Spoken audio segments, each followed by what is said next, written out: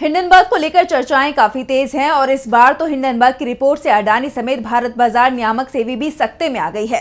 बीते दिन हिंडनबर्ग ने अपनी रिपोर्ट में दावा किया कि अडानी की ऑफशोर कंपनियों में सेबी की प्रमुख माधवी बुच और उनके पति धवल बुच की हिस्सेदारी है, जिसके बाद मामले में सियासत गरमाई हुई है। विपक्ष ने मामले में जांच की मांग उठाई है और अब हिंडनबर्ग ने एक और बड़ा दावा किया है, जिसके बाद सेबी प्रमुख बुरी तरह से घिरती दिखाई दे रही है।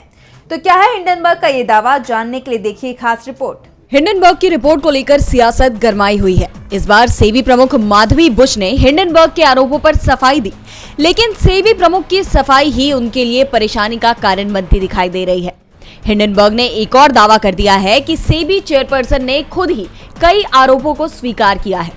अमेरिकी रिसर्च फर्म हिंडनबर्ग ने कहा कि हमारी रिपोर्ट पर सेबी चेयरपर्सन माधवी बुच ने प्रतिक्रिया देते हुए कई चीजें स्वीकार की हैं, जिससे कई नए सवाल खड़े हो गए हैं। हिंडनबर्ग ने कहा कि बुच के जवाब ने ही इस बात की पुष्टि कर दी है कि उनका निवेश मॉरिशस के फंड में था, जिसका इस्तेमाल गौतम अडानी के भाई विनोद अडानी करते थे।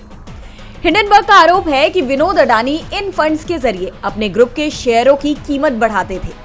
हिंडनबर्ग के दावों के मुताबिक सेबी प्रमुख माधवी बुच और उनके पति धवल बुच की अडानी की इसी ऑफशोर कंपनी में हिस्सेदारी है और रिसर्च फर्म का आरोप है कि अडानी मामले में सेबी को इसी कंपनी के फंडों की जांच सौंपी गई थी, जो सीधे तौर पर हितों के टकराव का मामला है, क्योंकि इसमें खुद सेबी प्रमुख हिस्सेदार है।